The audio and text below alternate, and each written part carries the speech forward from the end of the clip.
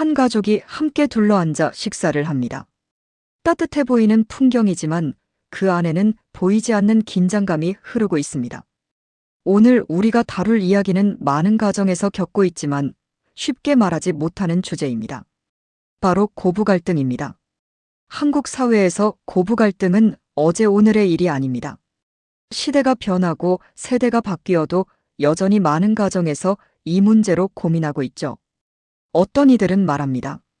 요즘은 며느리가 갑이지, 시어머니가 며느리 눈치를 보는 시대야. 하지만 정말 그럴까요? 과연 고부 갈등은 과거의 유물이 되어버린 걸까요? 오늘 우리는 한 며느리의 실제 사연을 통해 고부 갈등의 민낯을 들여다보고 그 원인과 해결책을 함께 고민해 보려 합니다. 최근 한 온라인 커뮤니티에 올라온 글이 많은 사람들의 공감을 불러일으켰습니다. 민정 씨라는 여성의 사연이었죠. 민정 씨는 15개월 된 아기를 키우고 있는 평범한 주부입니다. 그날도 평범한 하루였습니다. 오랜만에 시어머니, 남편과 함께 갈비집에서 식사를 하게 된 거죠.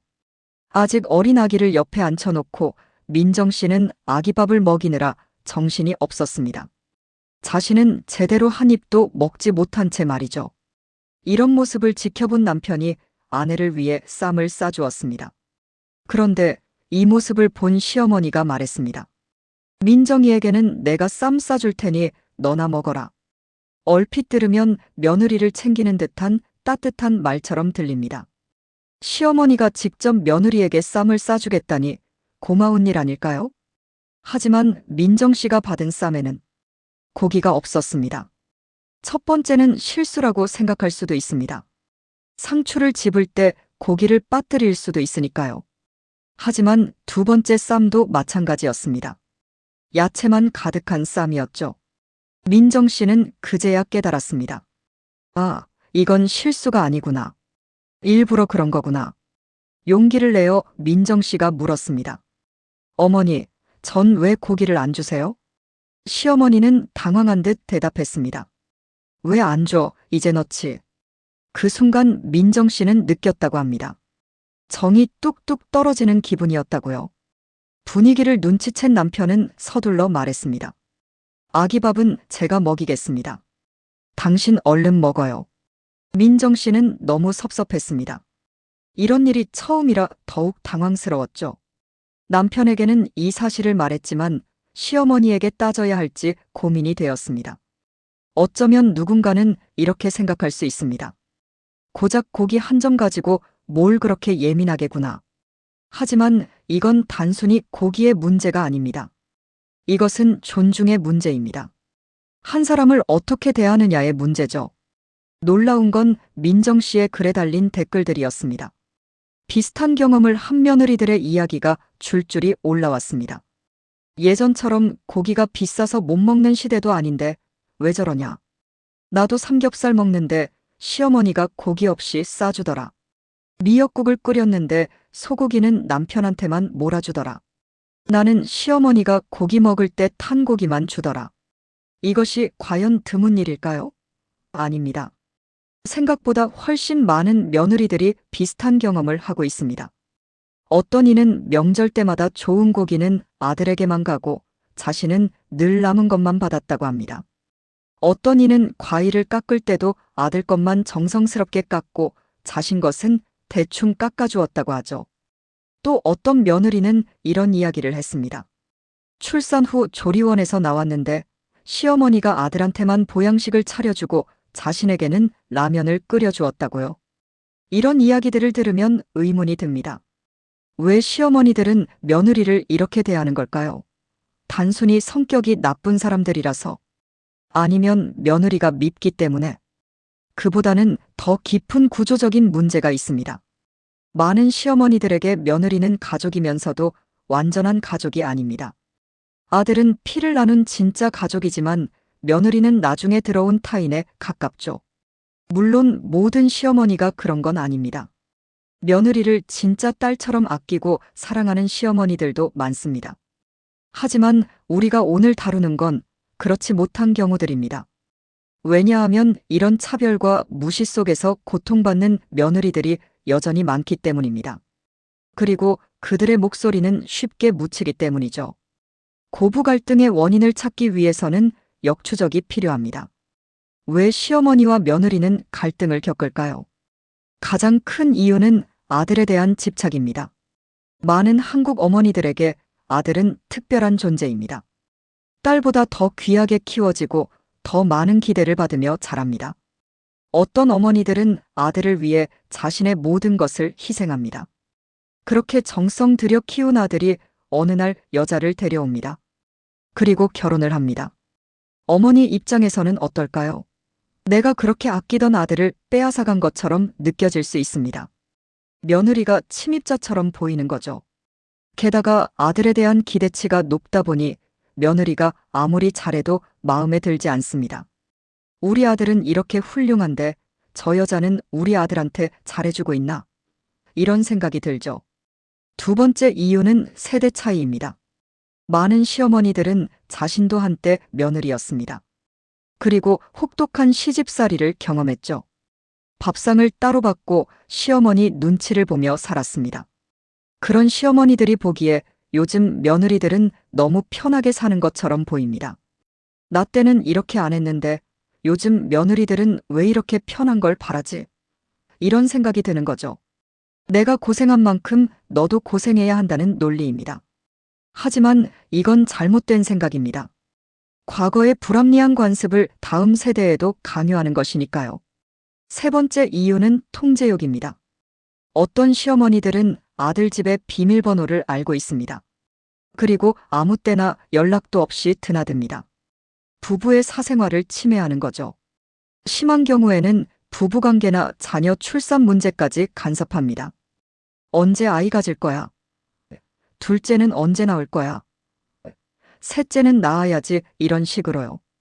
이런 과도한 간섭은 며느리를 독립된 인격체로 보지 않는다는 뜻입니다. 며느리를 아들의 부속품쯤으로 여기는 거죠. 네 번째는 질투입니다. 어떤 심리학자들은 이렇게 말합니다. 시어머니가 며느리를 질투할 수 있다고요. 자신이 평생 사랑했던 아들이 이제는 다른 여자를 더 사랑하니까요. 특히 아들과 정서적으로 밀착되어 있던 어머니일수록 이런 질투심이 강합니다. 며느리가 아들의 1순위가 되는 게 받아들여지지 않는 거죠. 이 모든 이유들이 복합적으로 작용하면서 고부 갈등이 발생합니다. 흔히들 이런 말을 합니다. 여성의 적은 여성이다. 시어머니도 여자고 며느리도 여자입니다. 같은 여성으로서 서로를 이해할 수 있을 것 같은데 왜 오히려 더 갈등하는 걸까요? 한 가지 역설이 있습니다. 시어머니 자신도 과거의 며느리였다는 사실입니다. 힘든 시집살이를 경험했고 시어머니에게 차별받고 무시당한 기억이 있죠. 그렇다면 그 고통을 아는 사람으로서 자신의 며느리에게는 더 잘해줘야 하지 않을까요? 자신이 당했던 일을 되풀이하지 말아야 하지 않을까요? 하지만 현실은 그렇지 않은 경우가 많습니다. 심리학에서는 이를 학습된 행동의 재현이라고 설명합니다. 자신이 경험한 방식을 무의식적으로 반복하는 거죠. 나도 이렇게 살았는데 너만 편하게 살 수는 없지. 이런 생각이 깔려 있을 수 있습니다. 또 다른 이유는 가부장제 사회에서 여성이 가질 수 있는 유일한 권력이 시어머니라는 지위였다는 점입니다. 과거 한국 사회에서 여성은 딸로 태어나 며느리로 살다가 늙어서야 시어머니가 되었습니다. 시어머니가 되어서야 비로소 집안에서 권력을 가질 수 있었죠. 그 권력을 포기하기가 쉽지 않은 겁니다. 평생 참고 견디며 기다려온 지위니까요. 하지만 이제는 시대가 바뀌었습니다. 여성도 독립적인 인격체로 존중받아야 하는 시대입니다. 며느리라는 이유로 차별받거나 무시당해서는 안 됩니다. 여성의 적은 여성이라는 말이 진짜가 되어서는 안 됩니다. 오히려 같은 여성으로서 서로를 이해하고 지지해야 합니다. 시어머니와 며느리가 친어머니, 친딸처럼 되기는 어려울 수 있습니다. 하지만 최소한 한 사람의 인간으로서 서로를 존중할 수는 있지 않을까요? 고부 갈등에서 가장 중요한 사람은 누구일까요? 바로 남편입니다. 시어머니와 며느리 사이에서 남편의 역할은 절대적입니다. 남편이 어떻게 행동하느냐에 따라 갈등이 해결될 수도 있고 더 악화될 수도 있죠. 민정 씨의 사연으로 돌아가 봅시다. 다행히 민정 씨의 남편은 상황을 눈치챘습니다. 그리고 아내 편에 섰죠. 아기 밥은 제가 먹이겠습니다라고 말하며 아내가 식사할 수 있게 배려했습니다. 하지만 모든 남편이 그런 건 아닙니다. 어떤 남편들은 이렇게 말합니다. 엄마가 원래 그래. 그냥 참아. 혹은 너무 예민하게 구는 거 아니야. 이런 말을 들은 아내는 어떤 기분일까요? 서운함을 넘어 배신감을 느낍니다. 내 편이어야 할 남편마저 나를 이해하지 못하는구나. 더 심한 경우도 있습니다. 처음에는 아내 편을 들던 남편이 시간이 지나면서 점점 어머니 편을 드는 경우죠. 엄마도 나이가 드셨어. 이해 좀 해줘. 우리 엄마 성격이 원래 그래. 아기는 없어. 내가 너무 심하게 구는 거 아니야. 이런 말들이 반복되면 아내는 절망합니다. 그리고 진지하게 이혼을 고민하게 됩니다. 실제로 고부 갈등으로 인한 이혼 사례는 적지 않습니다. 판례를 보면 남편이 고부 갈등에 적극적으로 나서지 않은 것도 이혼 사유가 될 수 있습니다. 우리 민법은 배우자가 직계존속으로부터 심히 부당한 대우를 받았을 때를 이혼 사유로 인정합니다. 즉, 시어머니가 며느리를 부당하게 대했다면 그것이 이혼 사유가 될 수 있다는 뜻이죠. 그렇다면 남편은 어떻게 해야 할까요? 첫째, 아내의 이야기를 경청해야 합니다. 너무 예민한 거 아니야. 라고 무시하지 말고 아내가 왜 상처받았는지 진지하게 들어야 합니다. 둘째, 명확한 경계를 설정해야 합니다. 부모님이 부부의 사생활을 침해하거나 아내를 부당하게 대한다면 단호하게 선을 그어야 합니다.